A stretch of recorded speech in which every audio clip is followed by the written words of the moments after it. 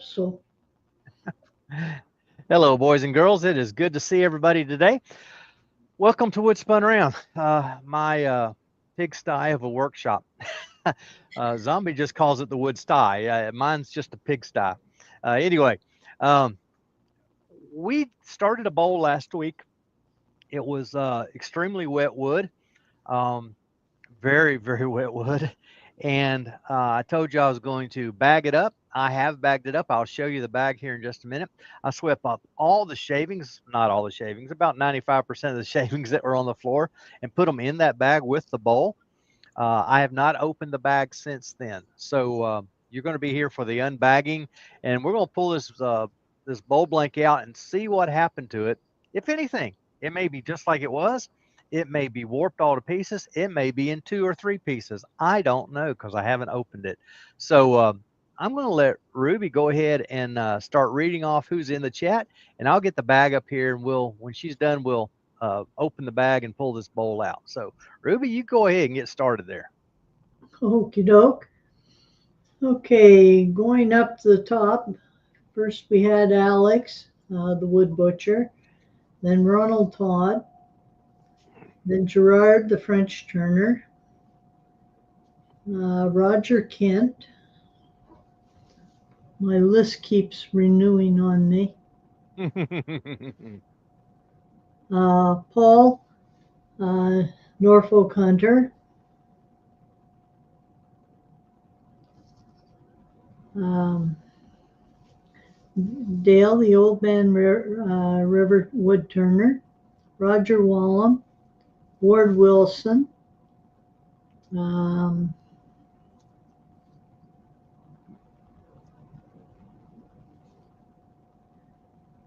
Andrew Wyvie Woodshed,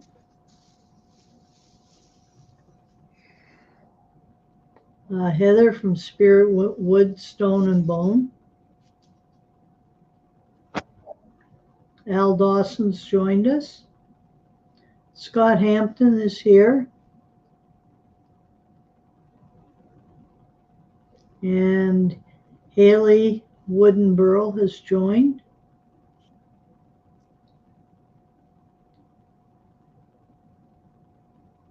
Lucy Supertato has joined us. And at the moment, that's all I have on my list. If I've missed anyone, I apologize. And you're welcome to join us anyway. See how Doug finishes up with this bowl he started last week. Ah, at least it's in one piece. I don't know, I had this thought that I was going to pull it out of the bag and it's going to be in two pieces. Well, Does if look, before you get going, how about if you put me in the background? Because I'm sure they'd rather look at your bowl and what you're doing than watch me in the corner there. there Karsten we go. Anderson's joined us. Hi, Karsten. Hey, Carson. Hello, everybody. Ruby has welcomed you, but I welcome you as well, just not individually. Ah, um, we were holding this just fine, so I think I'm going to just put it back on the way it was before. There we go. Now, you did talk last week about possibly putting some color on this. Yeah, yeah. I want to. You We'll want get to the. play. That's what it is. Truth be known, you just want to play. That's all. Yeah, I always like to play. Okay, Um. the Cornish Maid and Rowan have joined us as well. All right, that's Katie with the littlest wood turner. Oh, let's see. Is that going to work? That's not going to work, is it? Or is it? And Rod Todd's asking what's happened to Wayne. Last I talked to Wayne, he had some issues going on at home, so he needed to work on. Yeah, I don't know that anything's happened so much, but he just had some things he's got to deal with at home. That's, life just gets in the way sometimes. So I do know that they were expecting some severe weather up that direction.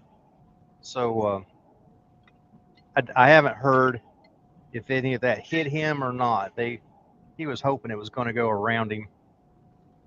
Let's see. I better bring that out here. I'm not sure it's going to. I'm going to put it back. I'm just going to pinch it between the live center and the chuck. I'm going to clean up this recess just a hair. It's not wanting to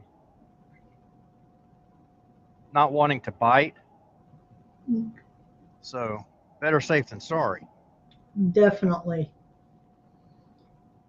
And the Cornish maid says that they did have a storm up by Wayne. Okay. Which I had heard. And for any of you that aren't aware, Todd's brother passed away rather suddenly last week, so he may or may not be in this evening. All right, I'm starting this just pretty slow. It's at 240 right now. I'm going to take my littlest skew. That's it. I'll raise the speed a bit. And Scott's warning you to be careful. That mortise shape may have moved, which is why he's dealing with it now, I believe, Scott. Yeah, it warped just a little bit, and my recesses got out of shape a little. So, like I said, I'm taking my smallest skew and just going to clean up this recess a bit so I got a good bite.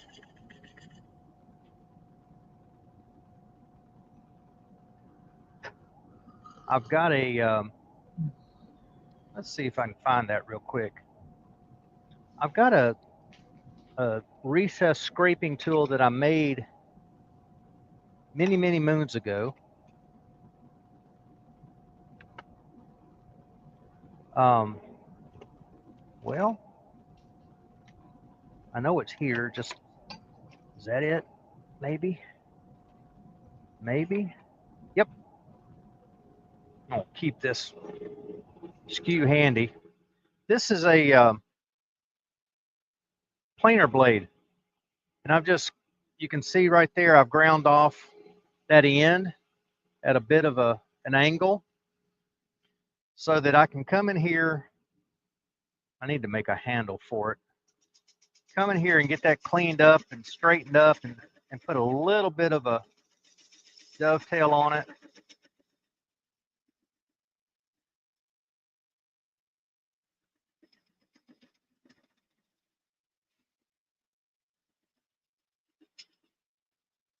There we go. I think that's better. I need to stop and see.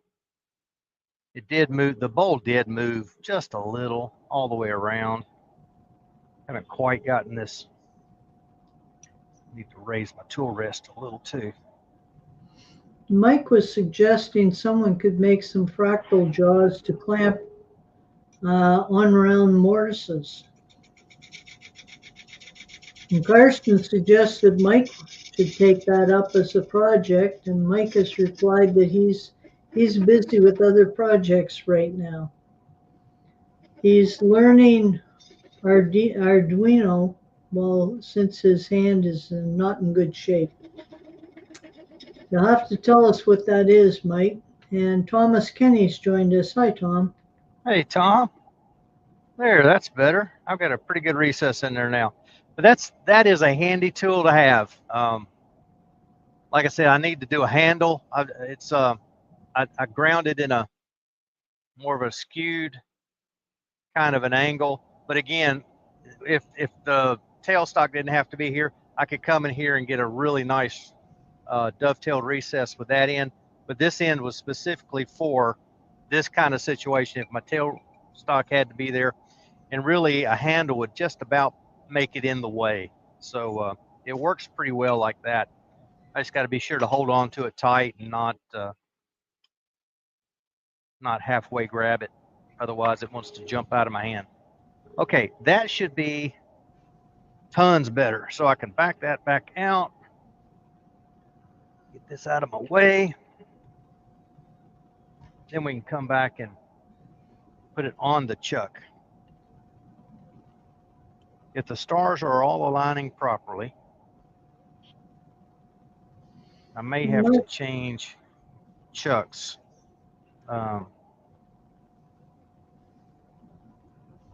Yep, I made that one too big.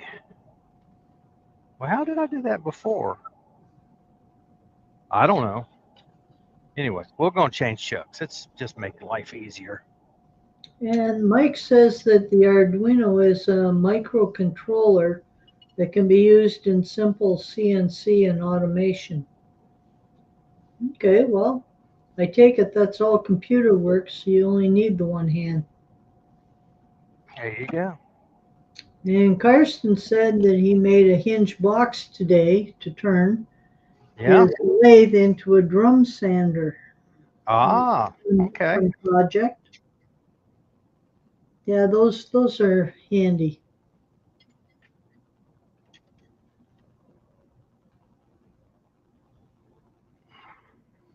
Well, I'm still cleaning up my mess from having a lady and her two nieces from England over for a bowl turning lesson, and trying to pack for a demo I've got to do a week from tomorrow. Oh, this is fun. It's not working? It's too big. The recess is too big.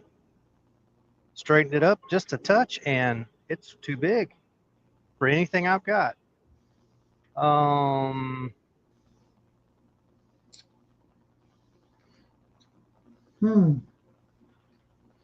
So the only thing what were you going to do on the inside? Anything? Yeah, I want to clean up the inside curve just a little bit. I was going to check to make sure. I think I've got plenty of meat on there, but I want to make sure.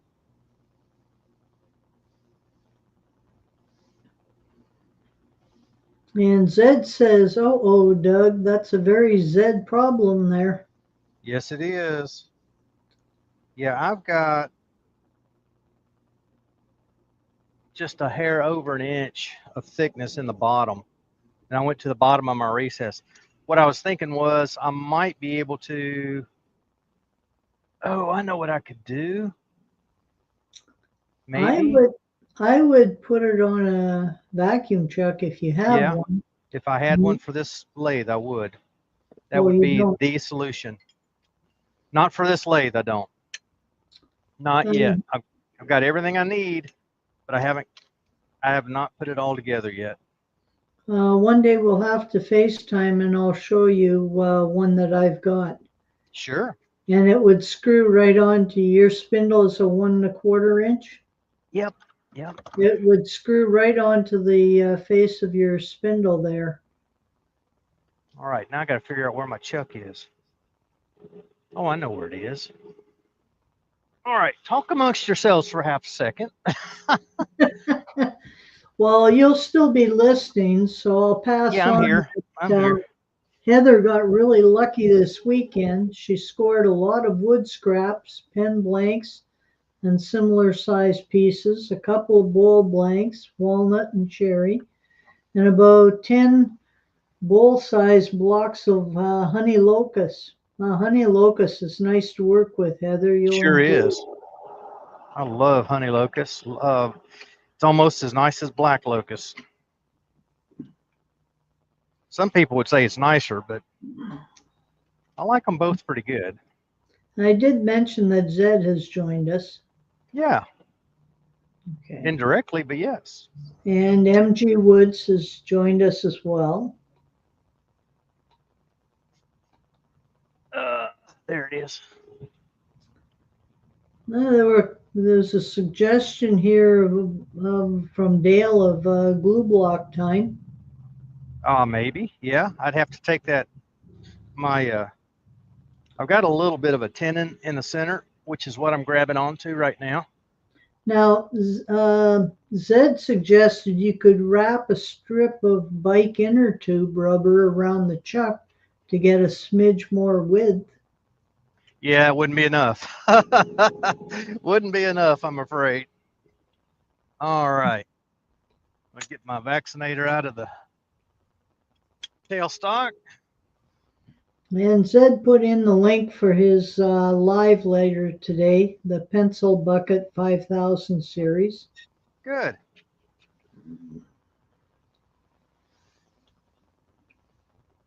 That wasn't so bad. I thought that was going to be worse, but it's not bad at all.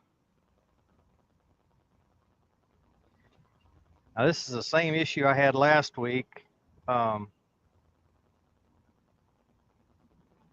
This bowl is just deep enough, and I don't have a curved tool rest.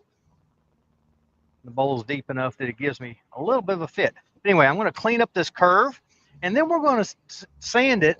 I've got typical sanding spots, and you can just see there's a line of delineation right across there. This is whiter than this. This is browner. That's moisture. Moisture is making it darker. It is still pretty wet.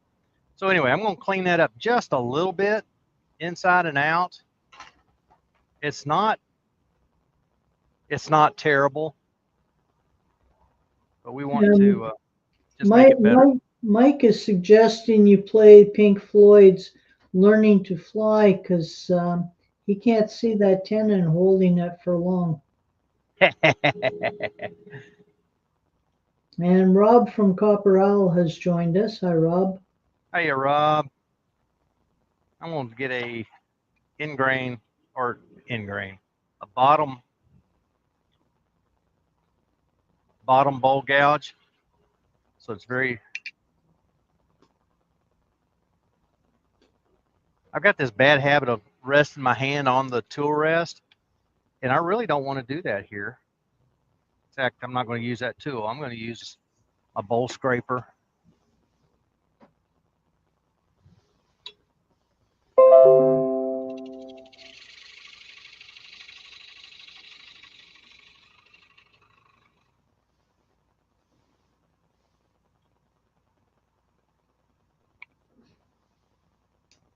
I just got a message. I was telling Doug earlier that one of the goblets that I made and got sent out to their new homes, one went to Canada's Miss Universe for individual, and she just mentioned me a thank you for the goblet. She needs it for her pageantry going on tonight. Oh, okay. One of the other goblets went to Brampton, Ontario, which is up towards Toronto way, for use in a church, for church services. Okay. All right.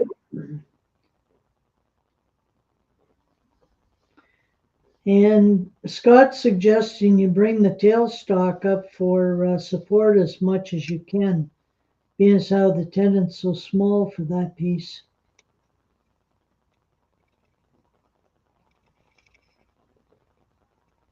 Well, you're seeing how much I can use the tailstock. It would definitely be in the way because I'm working on the center.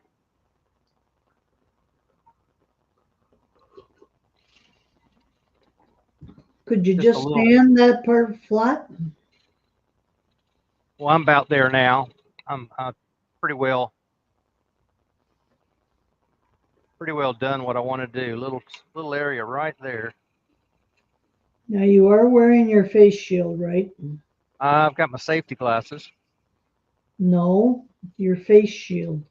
No, I don't.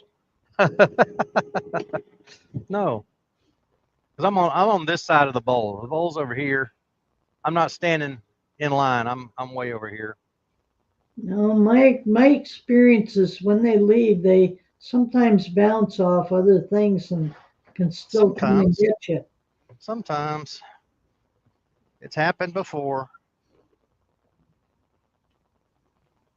Well, we kind of like your face the way it is arranged. We don't want to really see it rearranged.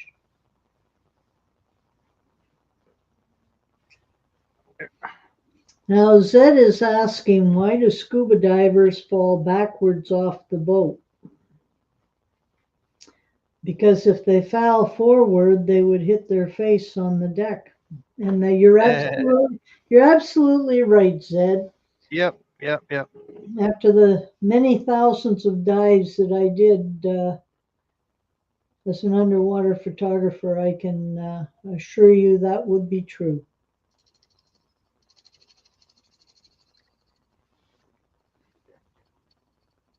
And Gerard was saying that he just did his first demo at a vintage festival. And Ah, cool. thank God the weather was fine. He was outside behind a barrier while there was singing and dancing going on the stage. But you do Ah, realize, Gerard, that you would still be able to dance along with them beside your lathe.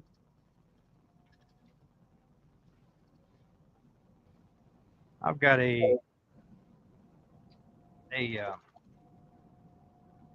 don't know what you call it. I guess it's a craft and antique show coming up in September, maybe.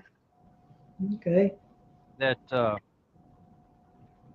last year she asked me very specifically bring my mini lathe out and turn most of the day, which I did, and I had a good day. I sold some things. I think probably some of it because I was turning, Mm-hmm. and but she's asked me already if I'd come again and bring my lathe, and I agreed. So Oh, good. yeah, And Gav said I has joined us. Welcome, Gav. hey Gav, Mike is saying that I taught Jacques Cousteau how to scuba dive. there you go. No, but I did work with Jacques' son. Yeah, Unfortunately, Jacques was very old school and of the belief that it was bad luck to have women on board their boats. did he really? If any of you were around back in the 70s, 80s, and early 90s, the TV series that we filmed was called The Last Frontier. And it was pretty good because it basically took me around the world seeing reefs and animals that the average person doesn't get to see. I can honestly say I've hugged a shark.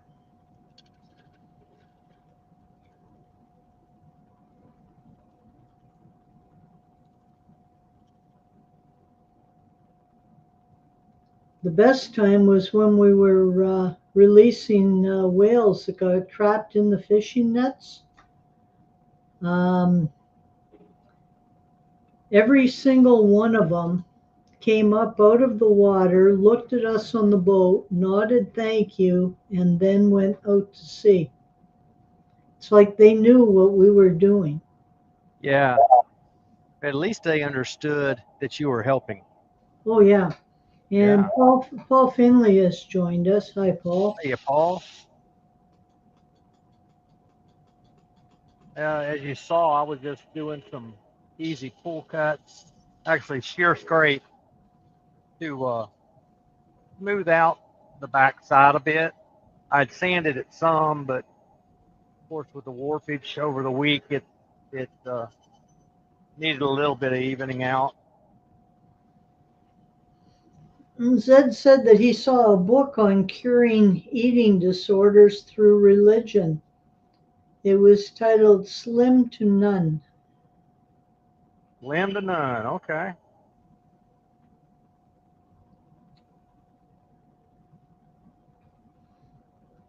Well, I heard an interesting fact today. Um, the word Scot back in medieval times actually meant tax. And from that, we got the expression scot free means tax free. Ah, that makes sense.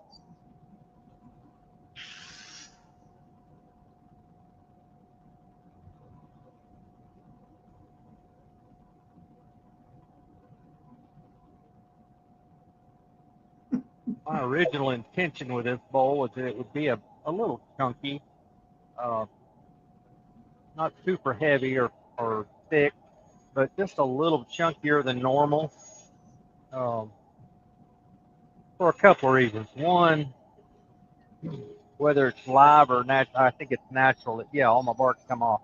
It's natural edge, and I don't mind a thin natural edge bowl at all, but sometimes a little chunkier is nice. I've gone through a couple recently, so I think just to get one completed, I wanted to make it a little thicker. Now, what do you consider thin? Something below 1/8 of an inch. Um, once you get to 1/8 of an inch, you're starting to get pretty thin. All right, I'm good except for right up on my wings. And I'll just kind of spot sand them. Yeah, I try not to go below 1/8 because if someone were to drop the bowl, I don't want it cracking and splitting. Right. So, and Carson's Yeah. paid me a compliment. He says he has a feeling that if I were to write my resume, it would be easier to list things I haven't done rather than what I've done.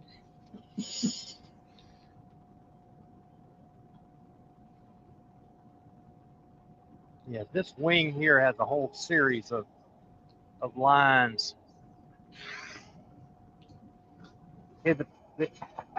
I wouldn't worry about these little lines quite as much, but if I'm going to put color on this, They'll show up. color will show up the lines faster.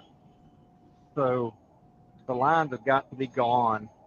You know that you said you don't have a vacuum, so how are you going to hold it for cleaning up the bottom? Pressure. I'll pinch it between centers. Okay, I'll turn the because bowl. you might want to finish that sanding after you've turned it around. I'll finish it. Easier to get at. Yeah, I'll finish the sanding after I color it and everything, but I want to do most of it now.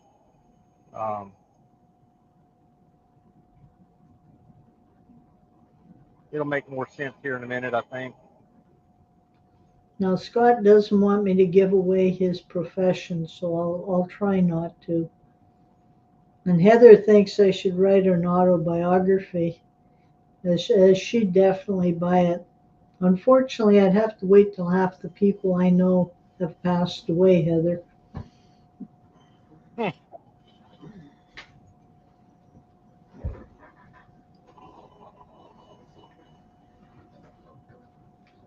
These final lines seem to be coming out pretty easily. I'm tickled with how quick they're coming out. As wet as the wood still is. And that may be a problem with coloring too. Now we've got an argument here between Gab and Karsten about whether 6 TPI or 3 TPI are good for cutting wood. I like the 3 TPI. And Mike Evans has joined us. Welcome, Mike.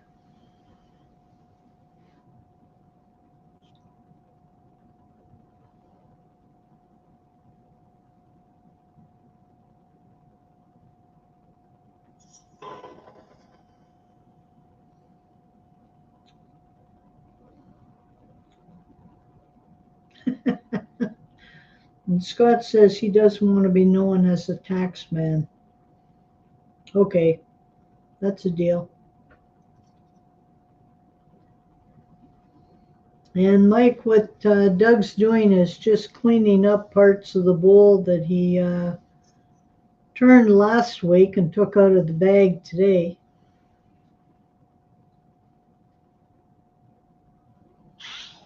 And Gab was asking about the bandsaw blades because he just got his first bandsaw for cutting blanks. Well, I agree with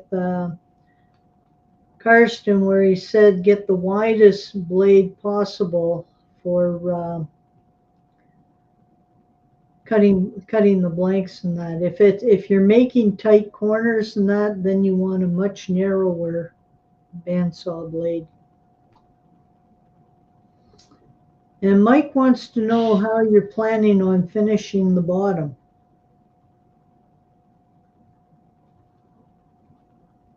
I'll use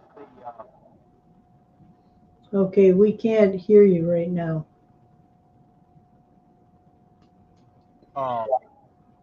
well, Phil Anderson method. I'll pinch it. I'll turn it around, bring the live center up, to pinch it against the headstock. I'll either have a chuck or maybe even a just a friction drive in the chuck, and just with pressure hold it against there so that I can turn the bottom clean. And hopefully you'll put some padding on the chuck so that you don't. Yeah.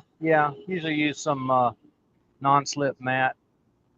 Still got some sanding line or tool mark too. Get this grit done, and the rest of the grits will go pretty quickly, I think. Well, they will, because I won't take a lot of time with it. But this, for any of you who were not here last week, this tree 4 weeks ago, was standing live. I cut it down for my son and started cutting it up. And brought home this. I brought home one piece today. We cut it down. It's still sitting out on the carport. This one I brought home last week, I guess it was, when I went and started cutting the tree up.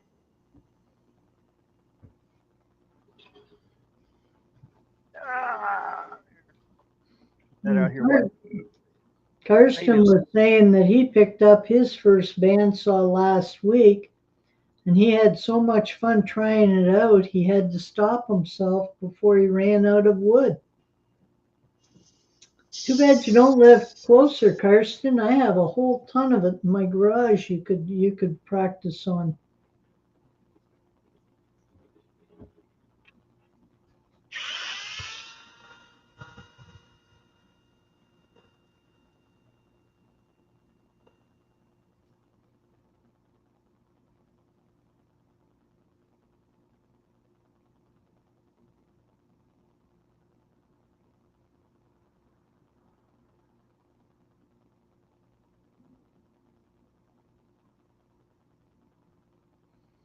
Oh, and Zed has just challenged Karsten to make a wooden spoon.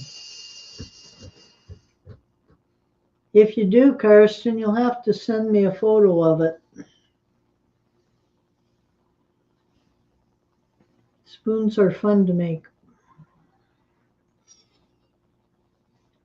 You'll have to look up bandsaw deer and see if you can reproduce that. That's a fun little project. Yeah. The bandsaw reindeer. Check out Alex Snodgrass.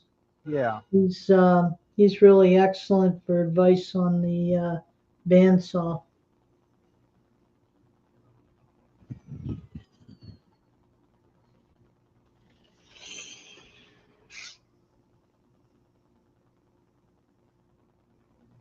Bandsaw boxes are fun to make too. Yeah, they are. I've done one, and I learned a lot doing that one. Not real hard. A lot of steps to remember. Mm-hmm.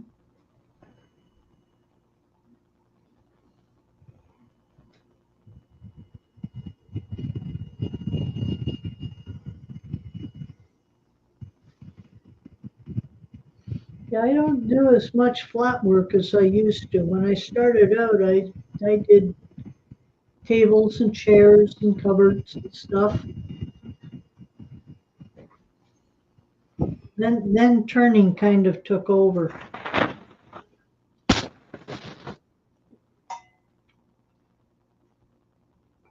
That's not too shabby. Looks good from here. It doesn't look bad from here. Now, does it look like you're going to have to burn that top edge? I probably will. Some of the cambium stayed on a little bit. That little strip of bark right there, let's see, it's still pretty tight. But yeah, it's coming off real easy now. Last week it would not come off at all.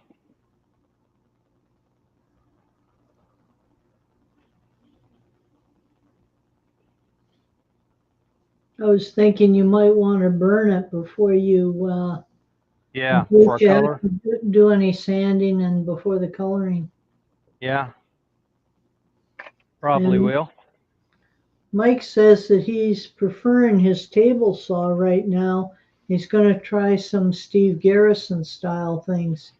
Yeah, Steve has a lot of very nice stuff that he has patterns and instructions for.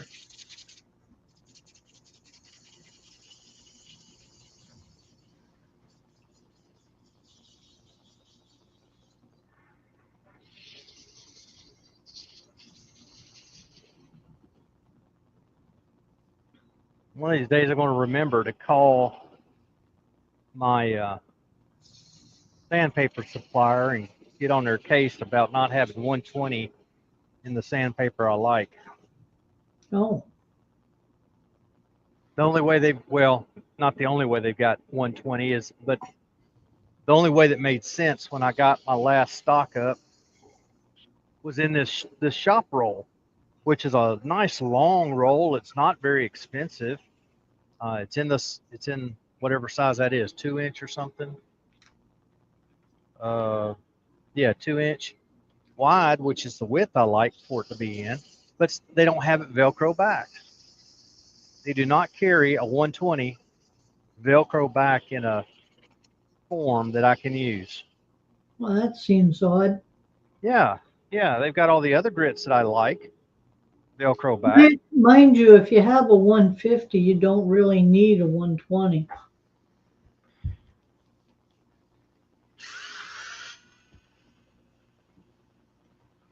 I go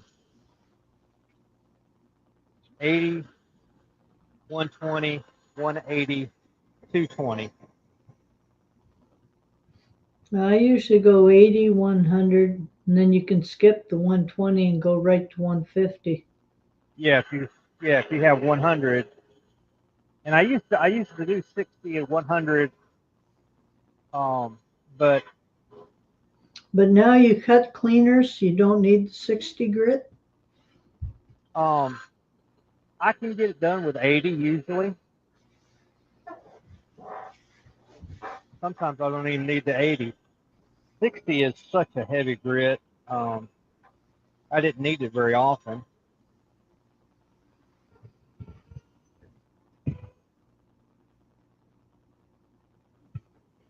Let's see, I need to reverse that from the inside. Not reverse it, but go back to forward. Yep. There we go. Now, Mike took a look at the shells that Steve Garrison has the patterns in that for, and he's already thinking of ways he can use those techniques to make some other things. And I agree with Zed. I'd look forward to seeing those when you're done too, Mike.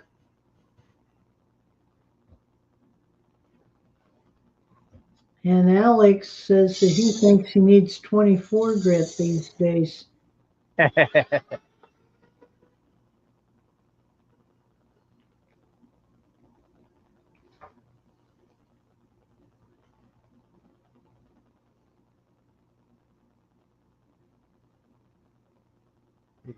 Inside's not going to get dyed, and I can come back and work on it later some more.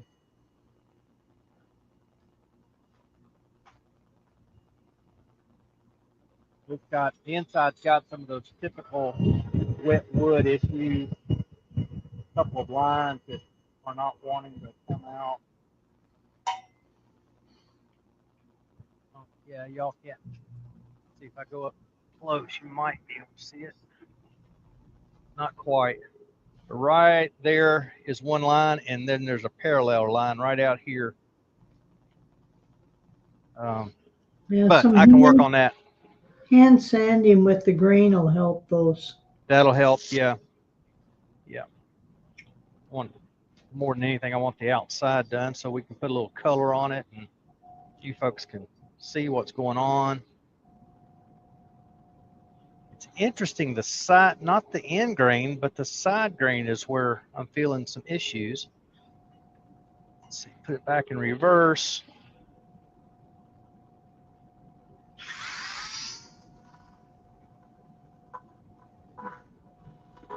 This is 220 grit I've got going here. Yeah, Mike has commented that the color under the bark is lovely.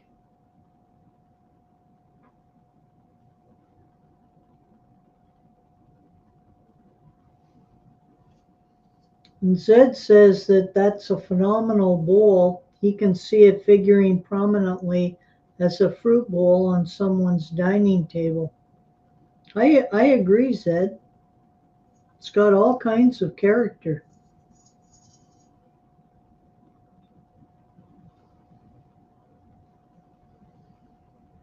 If I'm not mistaken, and I don't think I am, this is the second sycamore bowl I've ever turned. Really? Yeah, yeah. The very first bowl I turned was sycamore, and I don't think I've ever turned a sycamore bowl since. All right, we're at a place where. Did you want to burn that edge before you remove it? Yep. Let's see. In fact, let's unlock the. And maybe turn the another camera? Let's try that one. And Zed says the sycamore is amazing, very prone to tear out, but has such pretty grain. Yeah, it's a nice grain, kind of subtle, but. Can we go in close on that? Sure.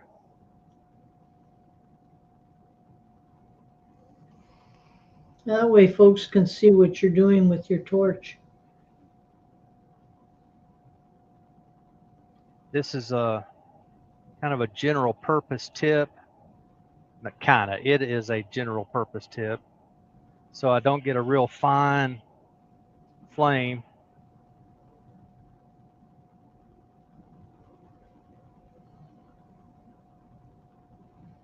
So I may get a little discoloration on the inside and or the outside. Mike's saying don't crack it. No, exactly. Exactly. Yeah, we're just wanting to discolor the edge, darken it, get it kind of uniform. It'll mimic. It makes it a prominent feature. Right. It'll mimic a live edge.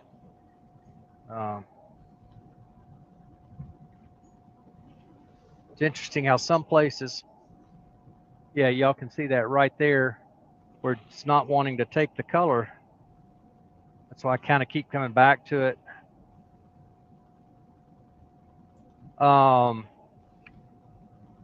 Jamie Page's video yesterday, he did a piece and he just simply scorched it so that there was uneven discoloration all over the outside of the piece.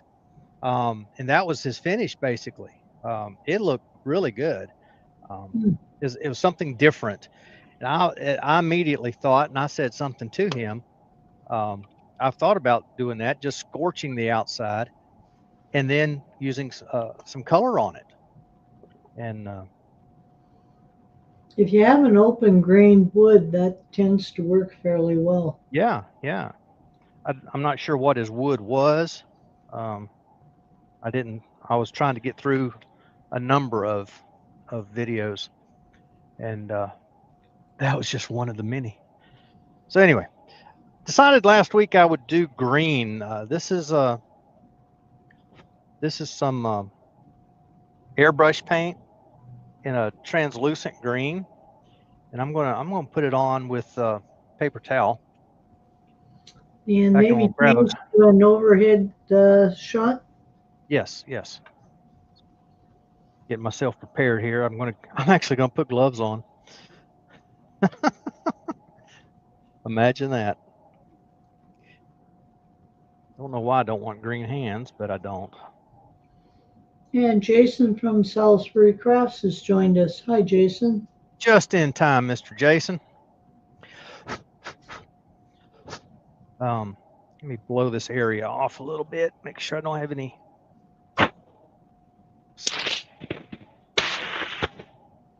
excessive dirt and dust hanging around.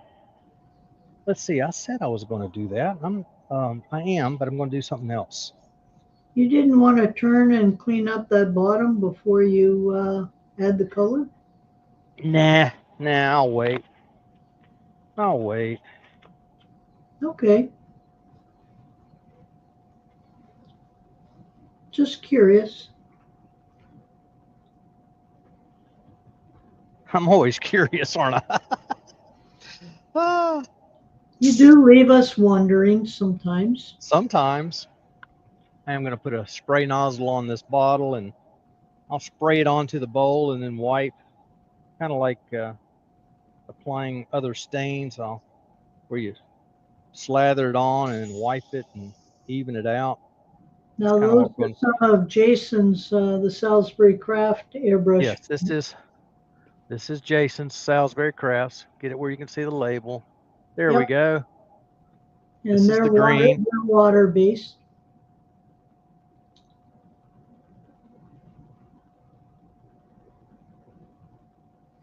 Water-based, non-toxic. Does that camera go down, or maybe from the very top view? Let's take it back to a top view. There we go.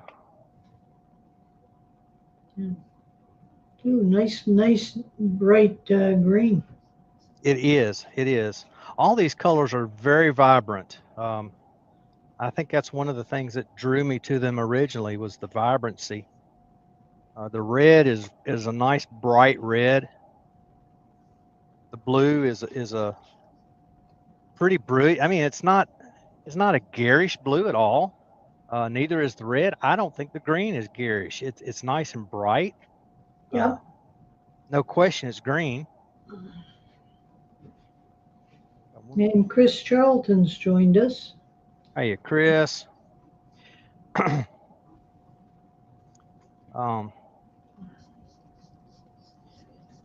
Jason's going to have to give me some learning on some of these colors. This being translucent allows you to see some of the grain. In fact, it brings the grain out, which is one of the things I really like about it. But I understand the colors are changing a little bit. I hope they're still going to be slightly translucent anyway. Another reason I didn't want to actually finish the inside is because I'll probably transfer some of this with my hands to the inside. I'll give that just a couple of minutes to kind of dry a bit. And I like that. The only thing I might have liked better is if I put a coat of black on it. Yeah, I did transfer a little bit, 2 or 3 spots, but I'll sand that. We'll get it taken care of. Nice contrast between the green and the white of the inside. Yeah. Green and then the dark rim and the brightness of or lightness of the inside. You got a dot on the inside. Yep, that's what I was saying. I've got a big one there, and there's a small one, a couple more small ones over here, and just a smudge, some more smudge on the other side, and that's from my fingers. Plain and simple. All right. I'm liking that. I'm liking it a lot. We'll give it just a minute to dry. I'll put some more on it. Yeah, the Enchanted Woods says that, yeah, the green works, and I agree. Yeah. Well, if you went ahead and mounted that on the lathe, spinning it would help it dry.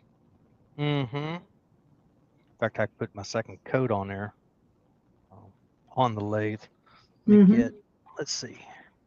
Here's one of my mini jam chucks. I don't know if this chuck is big enough for hold it or not. No, it's not. I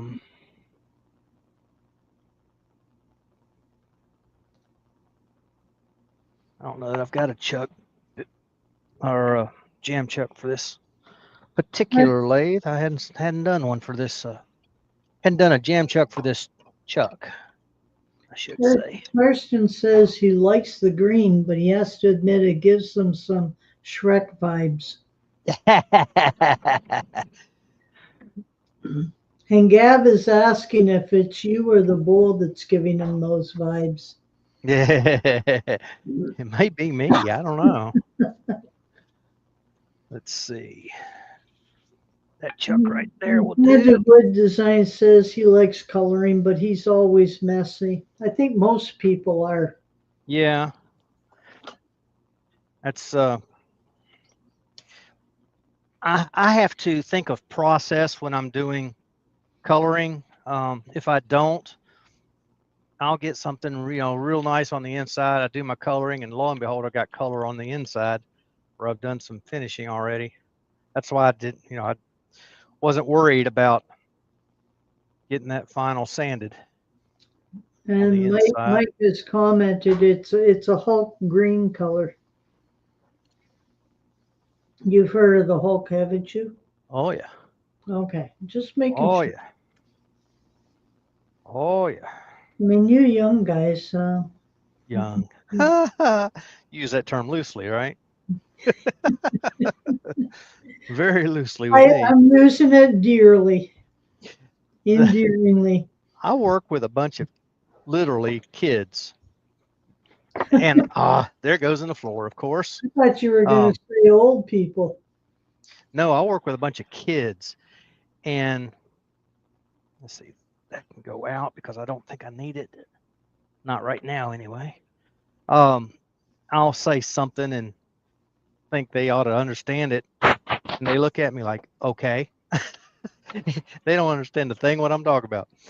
It's so funny. And then some of them want to leave that tool rest on the left side, keep it on the right. Yeah. Some of the folks who are a little older, who I'm sure will understand some of my odd references. Now, you didn't want to put some cloth or something to protect the wood underneath? Well, it's not finished. I don't need to really. Okay. I mean, it could burnish it a little bit, but it's not like I'm turning or anything. I may clean this foot up just a touch, but I could even go ahead and do the inside for that matter. Except that I want to reverse it after a while, so I'm not going to touch my little micro tenon. Leave it alone. I would leave it natural color on the inside. Oh, I intend to. Yeah, Paul says. But I want to put it back on the chuck and I want to put it in the chuck and do more sanding on the inside. Okay. Okay, now that we've got it reversed, what did I do? There it is. Couldn't find my color.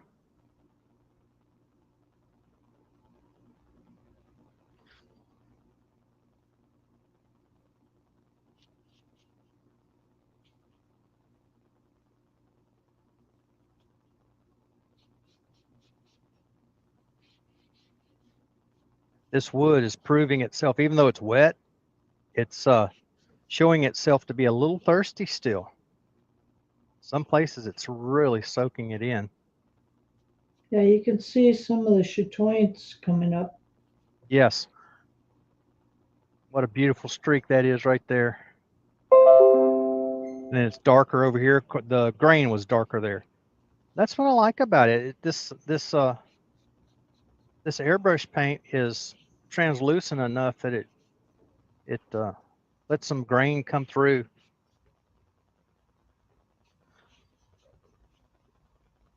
I wanted to try the sprayer too. I'm glad I thought to do that. I did have somebody tell me the sprayer put too much on the wood. I don't think it does. There's some of that crotch figure right there. I couldn't see it without the color on it, but there it is. Yep. That's the tail end of it right there. But yeah, that's what that is. That's that crotch figure coming through. Lucy just looked up and she thought, wow, to the color. Yep, I like the color. Like the color. Good one, good one, good one. Can we see a view from the other end?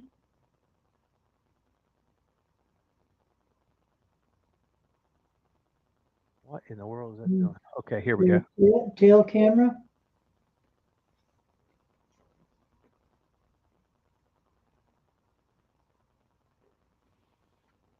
Yeah, maybe close in.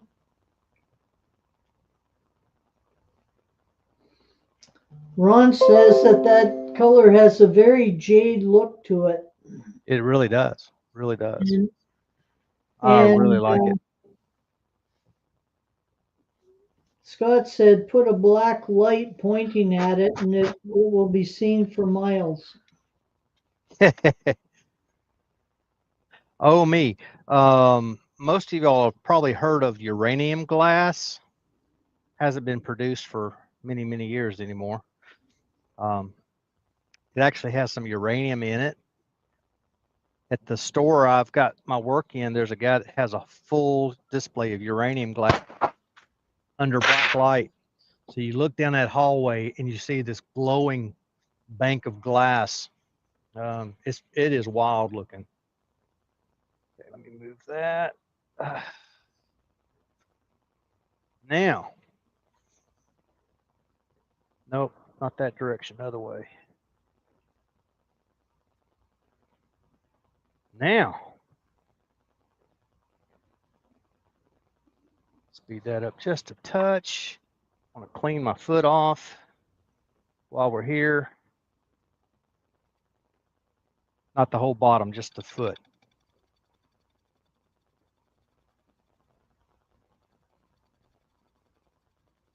A very light shear scrape or shear cut, I guess.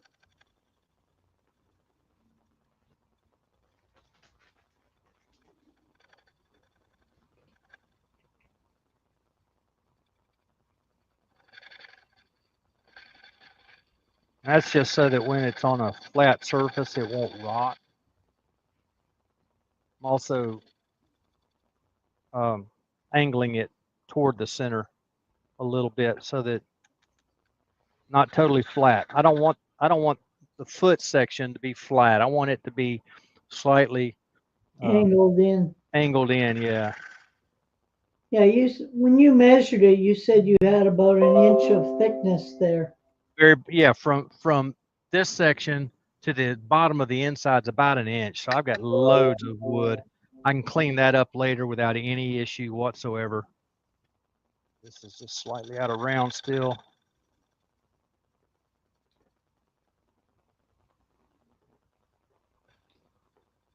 I think that's probably close enough. And I'm touching it with this gloved hand, but I'm touching it very lightly. I don't want my glove to melt to my finger. Latex melted to your hand does not feel good, and it doesn't go away. Especially when you go to take it off. Yeah, it just doesn't go away when it melts down. Now, you can see how out of round that was. I got to go a little further to. What kind of finish will you put over this color, Doug?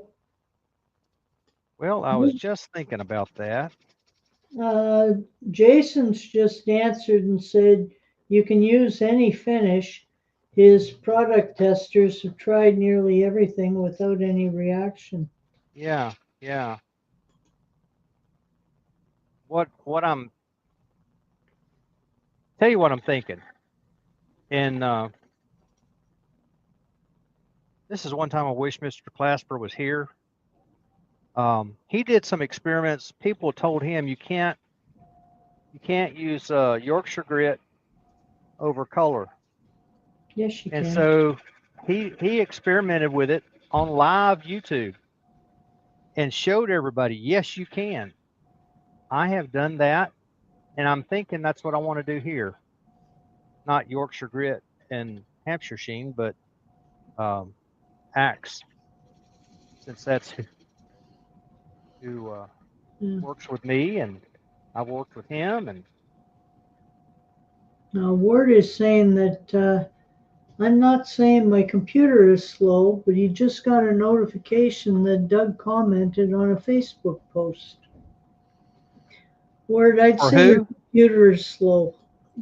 That you commented on a piece on Facebook, and he just got the notification about it now. On whose video? He didn't say. Probably his own. Yes, but who said that? Oh, Ward. Yeah. Ward, I don't know when. That would have been quite a while ago, I think. Turns Unless you out put something out recently. it was from yesterday. Yeah. That's crazy. You should have gotten that yesterday when I did it. In fact, whenever it was I did it, you should have gotten a notification.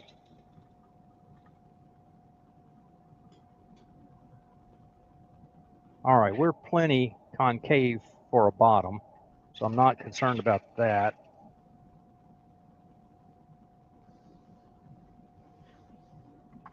Take one last look at it, make sure we've got all the, well, we're still not clean here.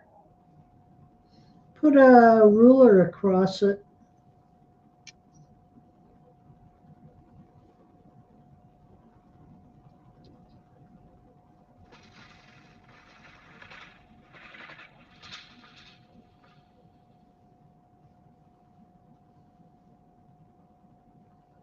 That's better.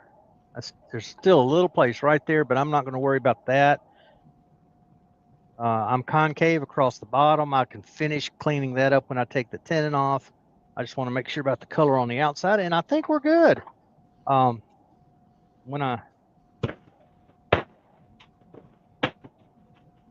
Okay, we are sanded, at least primarily, up to 320. The tool rest out of my way. Move that little doolally. I want to get some Axe abrasive paste. Mine has gotten, it's had all kind of junk on it, so that the label's hard to read now. It's had oil on it, and it sounds like mine. Yeah. Here again, I'm using the white Scotch-Brite. Oh, I should have put some sanding sealer on there, but I think we're going to be okay. Little sanding sealer just ensures, it just seals it a bit. That color being water-based does raise the grain just a touch, not a lot. It does raise the grain just a little bit. So this abrasive paste should take care of all of that.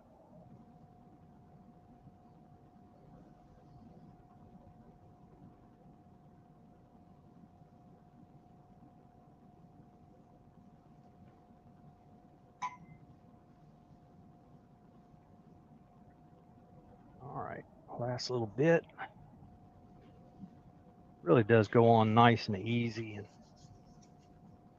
And Michael McEwen has just joined us. Hello, Michael. Happy Tuesday, Mike. How's all the gold on your end of the world?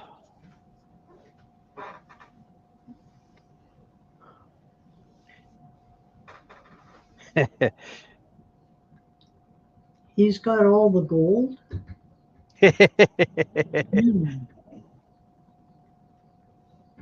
Let's see. I'm going to reverse that.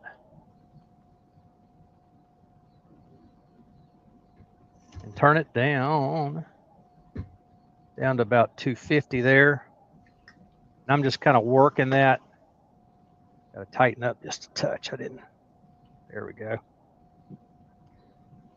Mike says that life is always golden. You're absolutely right, Mike.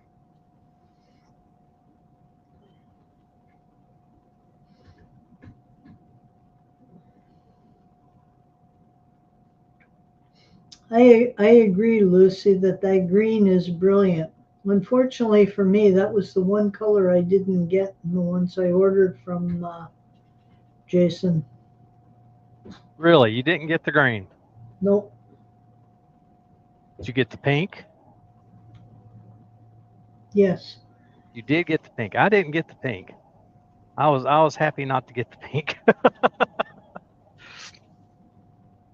least not in my first batch. Jason may have put it in my second batch. I don't know. In my first batch, there's no pink. And Jason, right after this is when I'll get that inventory for you. You should have gotten that other business last night, this morning, whatever time it is in your part of the world. Scott says a sealer would have been ideal. Without it, the grit in the paste will remove some of the color. It's going to remove a touch, but it's not significant. I'm going to switch to a clean part of the paper towel now. I'm going from the foot up to the open areas. Once it starts bumping, I'm back off, and I'll do those wings by hand. What did you start to say, Ruby? Mike from Dances with Aardvarks is telling Jay to send you some pink.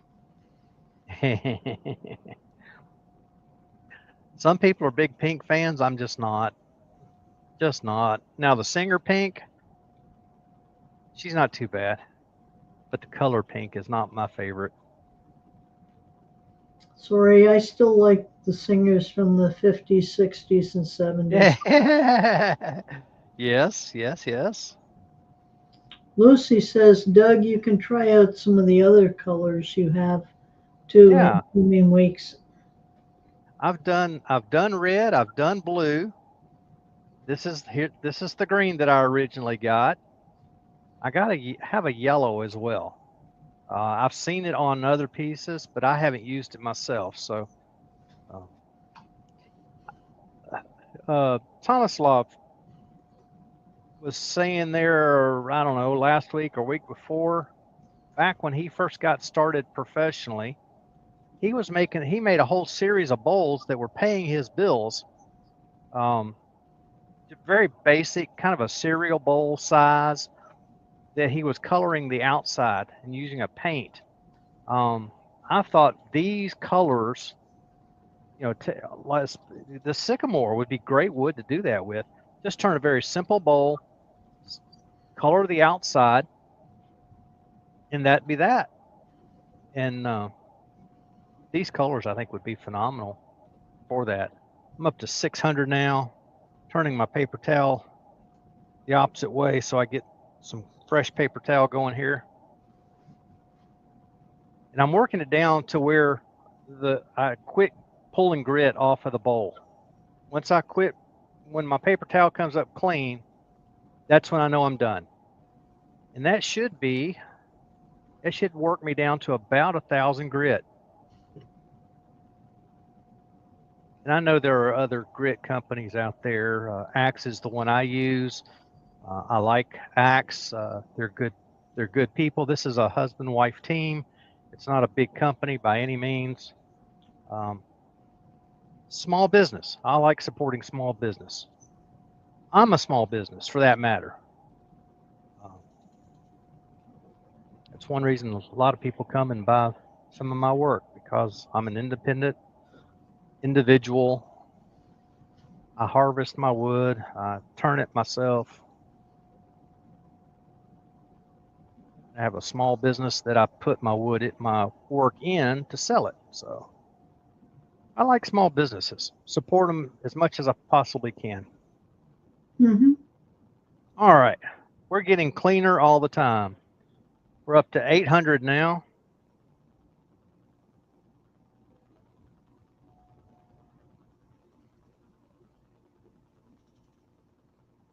Our local wood mill is a small business, and I do a lot of their turning. You do. I do all their turning. You see, I get just a touch of green on there still, but we're down pretty fine there. It feels awfully good. Awfully good. And Gav said he's got to go. He says, "Great live and chat. Cheers, everyone." Gav, Cheers, it's good to Gav. see you. Good to see you, Gav. All right. I'm going to bring it back down to 400. Do just a quick little hand sanding on this foot section here.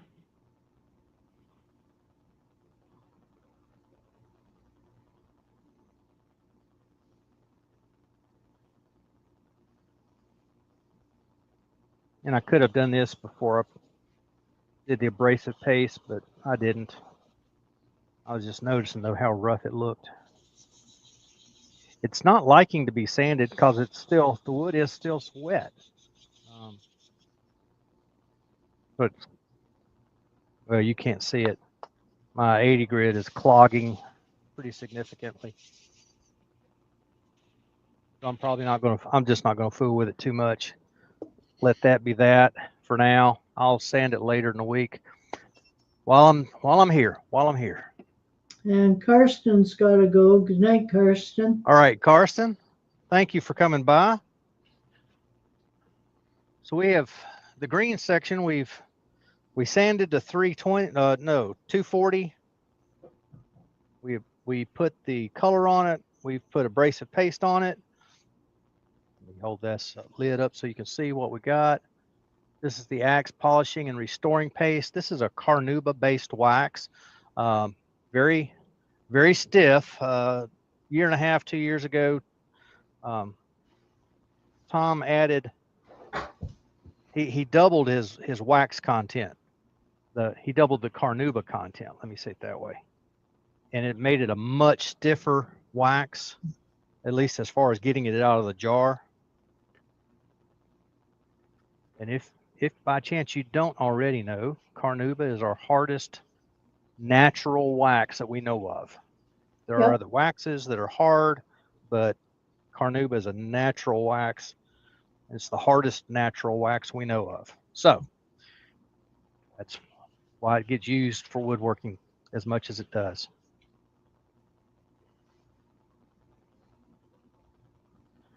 It's so stiff.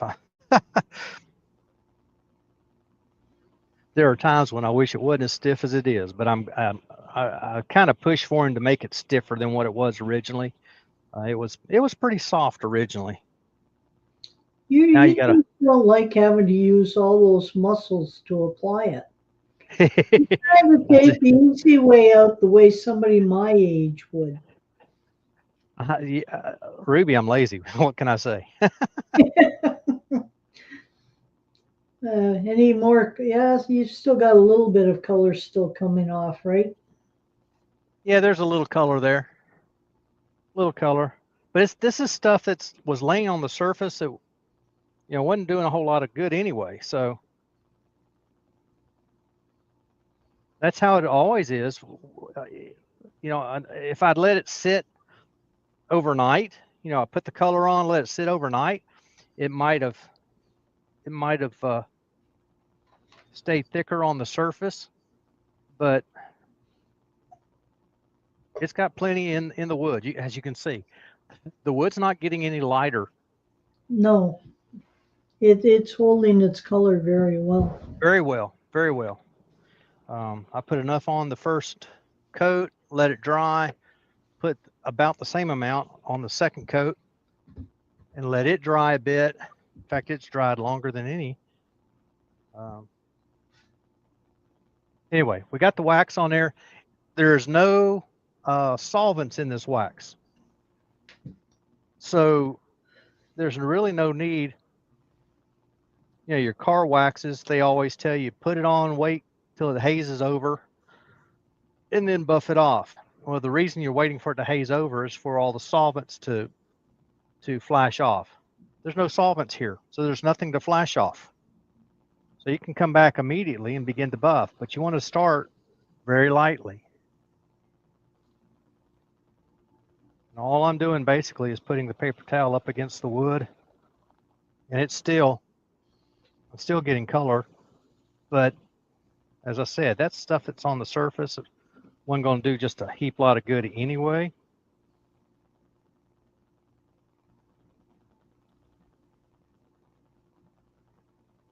Now, what I have done a lot of times more recently is after I do the abrasive paste, come back with alcohol to make sure I get all the wax and oil that is the carrier in the abrasive paste off of the wood before I do the wax, which is all fine.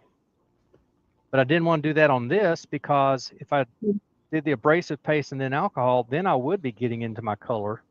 Yeah. It would reactivate the color, open it back up, and so no need for that. We use the abrasive paste. I buffed it off until as well as I could. I could have gone a few more minutes with it, but now we're doing the wax. Now I'm just starting to put a little more pressure on it so I can feel just a little heat, not a lot. Like I said, I don't want to melt my gloves.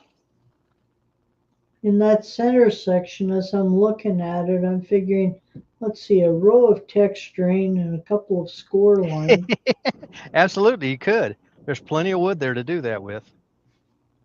I'm going to double that paper towel up again.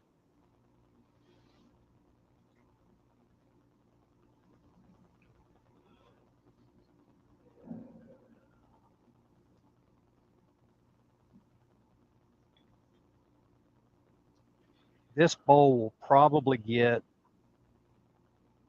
at least one more coat of wax, if not a couple more coats of wax, before I remove this, before I work on the inside. And then once I get work on the inside and get it completed, I'll reverse it like this again and use the Phil Anderson method to remove that little bit of a tenon that's there. That shine is coming up pretty nice right now.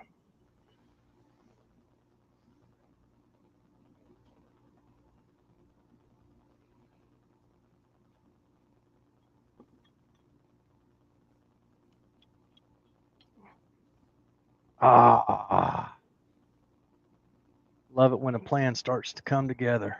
Let's see, if I go here, I can stand back, I can lower that camera. It keeps going up. But there's the bowl. Because it was a crotch piece, it's not round.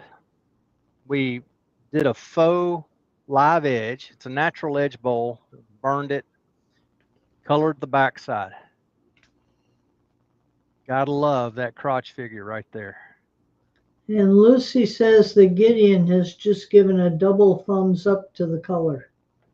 All right, Gideon, thank you. Thank you. I like it too. It's a nice green. And the inside, of course, is still natural. It'll get sanded and cleaned up a bit before we're finished with it.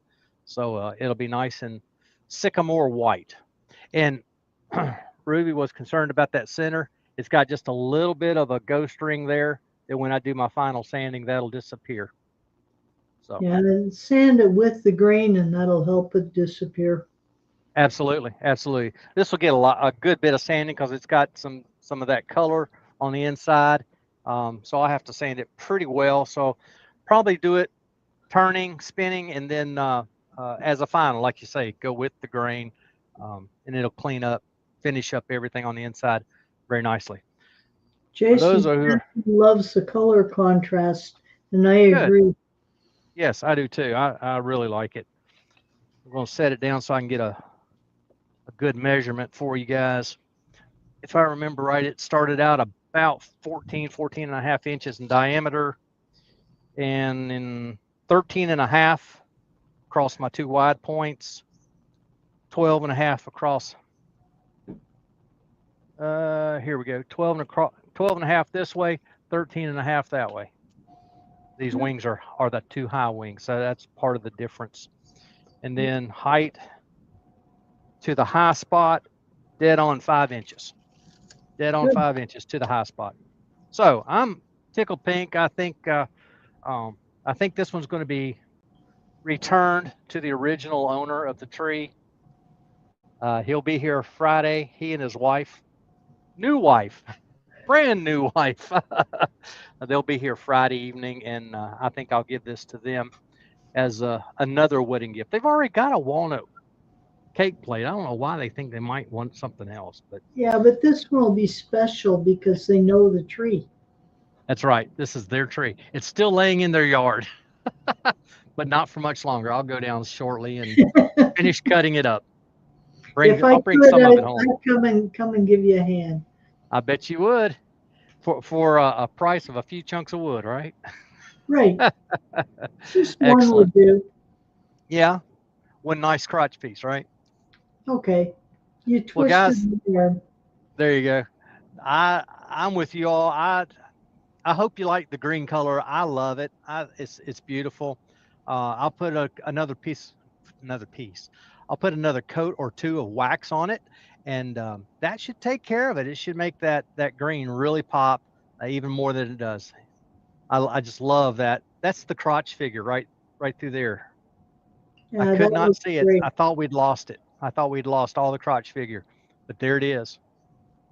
Yeah, color makes a difference. It makes a difference. It does. People, I can remember Wayne pulled up a burl. It might have been a sycamore burl, some kind of burl, and he told us at the very beginning of the video, I'm going to color this piece. And you should have heard all the moaning and groaning and crying, people blowing snot on the internet. And he colored it, and that was the most fabulous piece of turning. It was gorgeous, absolutely gorgeous. Had a friend down in Georgia years ago who was coloring burls. Everybody said, I can't do it. I can't do it. He was using 3 and 4 colors on a burl. He'd turn it. He'd do a hollow form most of the time. Thin, like 1/4 to 1/8 of an inch, hollow form, every bit of it. He had the calipers. He'd let you look at it and see for yourself. And oh my goodness, the beauty that came out of those burls when he put the color on, it was purely amazing, purely amazing.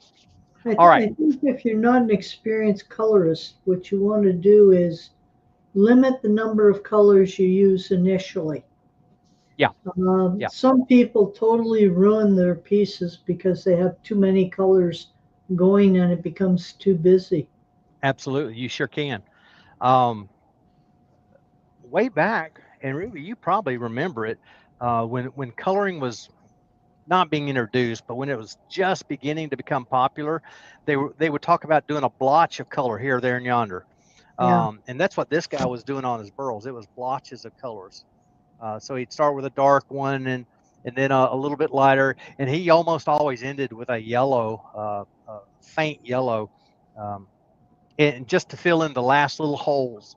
And oh my goodness, beautiful stuff. And the figures that would come out in that dyed wood, it was unbelievable. So anyway, this brought out the grain as I expected it would. I'm excited about it. I think others will be too when they get to see it and hold it in their hands. A little more wax, a little more cleaning up on the inside and the bottom, and it will be complete. So with that, unless there's anything else, I think we're going to go on and thank you, Ward. Yes, please do hit the smash button. Smash the like button or hit the like button, whatever you want to call it. And if you would, after we get done, go ahead and close this video out, then come back in and put a comment in the comment section. Coming in and chatting is nice. I enjoy the chat. I'm glad we're able to do that. We build community when we do that, and that's super important. But if you want to help me out, if you'll come back and just leave just a quick little comment in the comment section, that tells YouTube that it's worth them suggesting it out to other people. And that's what helps the channel. That's the way you guys can help me with the channel as much as anything. If you put a comment in the comment section so that YouTube knows they need to send that out to the world. So with that, Ruby, anything you need to say before we say goodnight? Nope, just good night and stay safe, everyone. Well, I'm desperately trying to get the button there. Well, I clicked it again.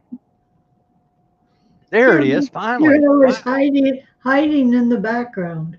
Yeah, had to hit that button 4 times before Ruby could come back in line here. Anyway, so you're just saying stay safe and come back next week, and I'm saying the same thing. Hope you're able to spin them around and just have a good time this week. Take care of yourself. If you see Todd on Facebook or anywhere else, just tell him you're thinking about him, and that will help him tremendously. Yeah. So, folks, thanks for coming along. Unless the creek rises too much, we'll see you here next week. Bye bye. Thank you, Doug. Good Thank night. you. Spin them around, y'all.